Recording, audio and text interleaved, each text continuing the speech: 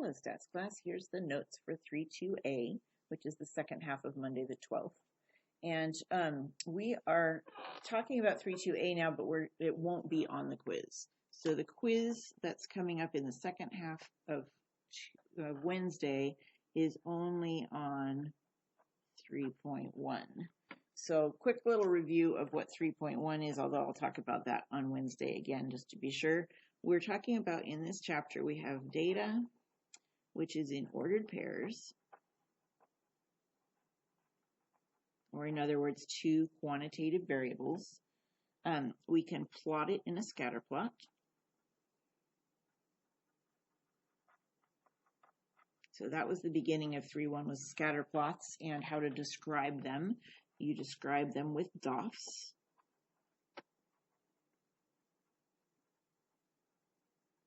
Which is direction, outliers, if there are any, form and strength.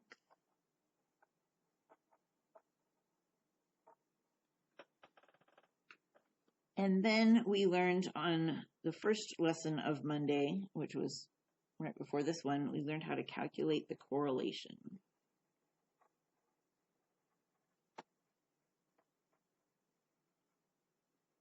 Also called R, which is when you multiply the z-scores for x and y, then add them and divide by n minus 1.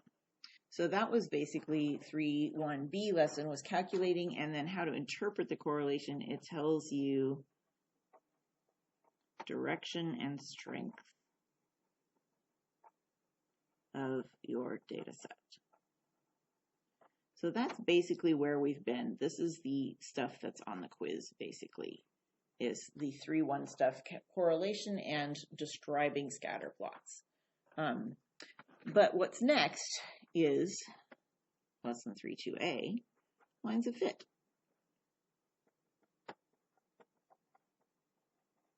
So if you have a scatter plot, it's kind of a natural thing to want to do this, to put a line on it that describes the data well. And the official name for the one that we're going to learn is called a regression line.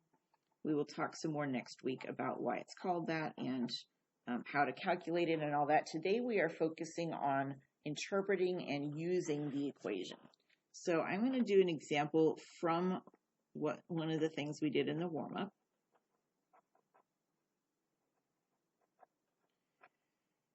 And that's the used cars example. So don't write this next piece down. I'm just going to show you the graph again so you can say, oh yeah, I remember seeing that graph in the warm-up.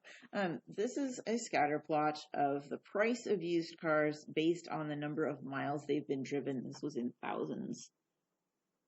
You don't have to write that. But just so that you remember what we did in the warm-up, and you were supposed to estimate the correlation and describe DOFs and all of that sort of stuff.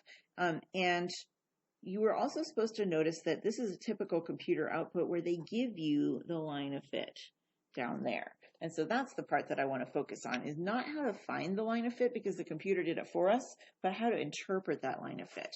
So on the used cars, we have this line of fit that on the bottom of this picture that I just showed you, it says price equals 18,770 minus 86.2 times the miles. And I want to remind you of stuff you've done in algebra, that we've got a y-intercept and a slope.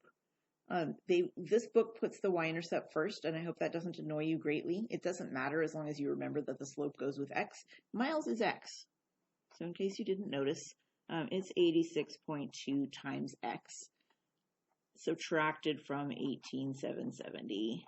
And then you probably could guess that price is y. However, we have a special symbol for that in this chapter. It's not just y, it's y hat. And yes, statisticians really do call it y hat. I'm sure there's a more fancier name.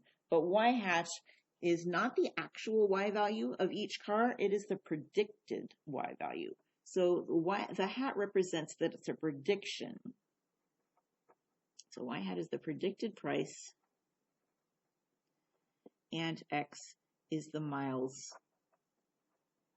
in thousands. And I want to make a big distinction here that's kind of a big deal in algebra, but people sometimes get us all the way up to AP Stats and still don't know this clearly. I want to make a distinction between these guys. Whoa, my pen is dying, and that's sad. Maybe I shouldn't have chosen yellow. Those guys are variables, and these are not variables, they're numbers or coefficients. So I want to point out the difference to that, because one thing that happens often is I'll ask you to define the variables and people start writing about these numbers instead. So be careful about that. The variables are y and x, or y hat and x, and then numbers tell you the slope and the y-intercept. And let's go ahead and label those also.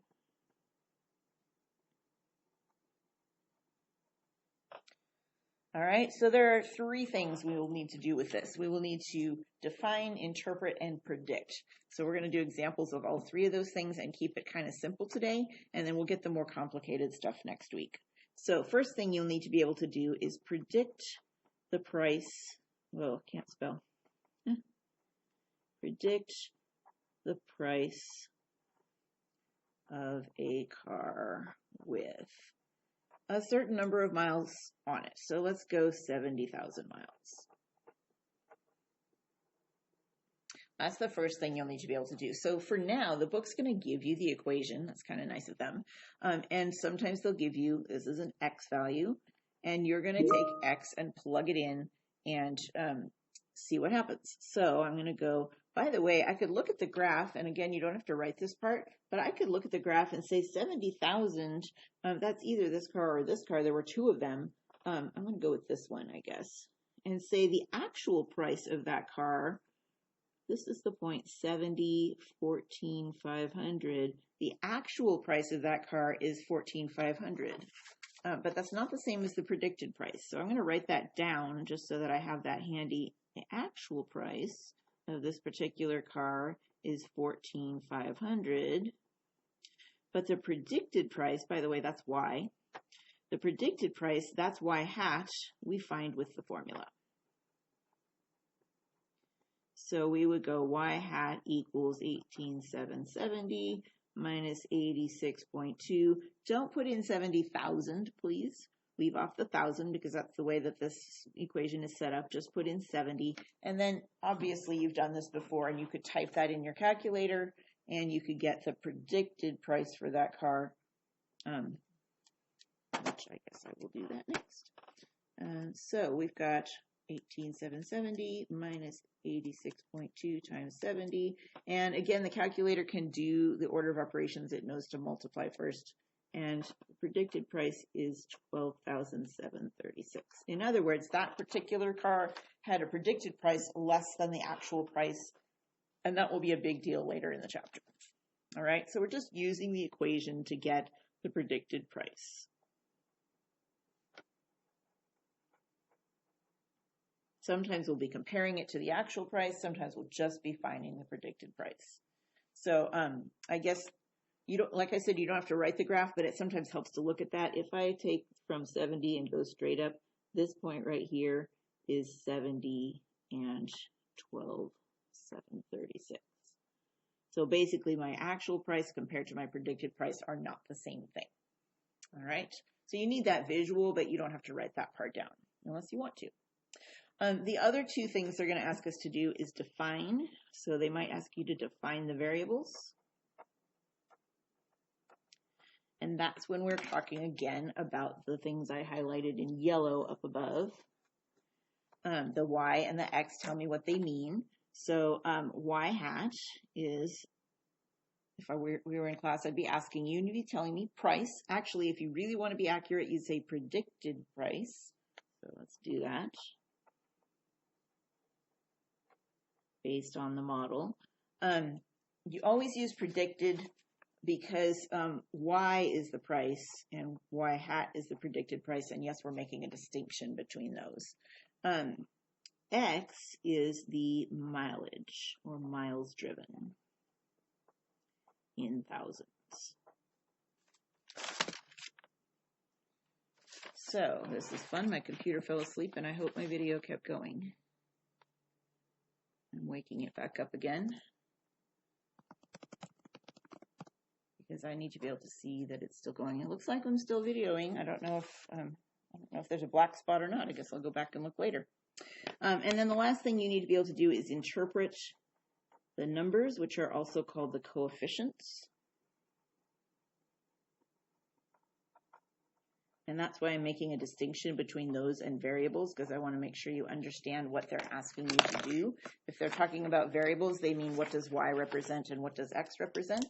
If they're talking about coefficients, then that's the numbers, the slope and the y-intercept tell what they mean. So you should be able to do both. Let's do the y-intercept first. Think about on a graph.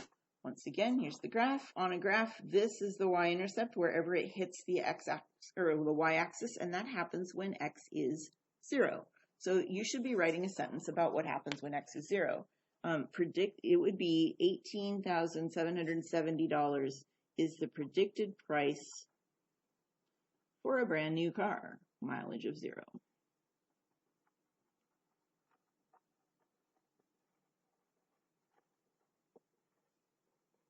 For a car with 0 miles, new car. And notice I used that word predicted again. You could say about or approximately or something like that, but basically we're not talking about every single new car costs exactly this amount. That's ridiculous. We're saying according to this model, according to the line of fit, that would be our predicted price. So, or maybe the average price for all brand new cars. So use those words that represent the fact that it's not exact.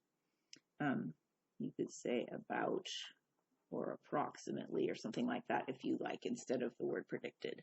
And then the slope, think about Algebra 1, back when you learned slope, and what that slope actually means is how much it goes over every time it goes down a little bit. So if it goes down and over, if it goes over 1, then it goes down by the slope. That's what your sentence should be. So the correct interpretation would be something about for every, these are miles in thousands, and so I'm going to say for every 1,000 miles, the price is predicted to decrease, that's the negative, about whatever this says, $86.20 for every 1,000 miles. And you could change that, I suppose, into for every 1 mile, and then you'd have to divide this by 1,000, but I think it makes more sense to say for every 1,000 miles. So think about the slope triangle thing that you learned way back when. If this is 1, or in this case 1,000, then this is my slope. The rise is the slope, and the run is 1, or whatever the units are, in this case 1,000. Notice that I said about and predicted. Those words are important, and they will mark you down on the AP test if you don't have those words. So you should be able to look at a line of fit, predict something, define the variables, and interpret the coefficients. And that's the main thing you need to be able to do for 3.2a. And then 3.2b, which is not till next Monday, we will learn how to calculate the line of fit and the math behind it. But for right now, we're focusing on interpretations. So that is it for this set of notes. And on Wednesday, we will review, and then we will take the quiz on 3.1. So that is the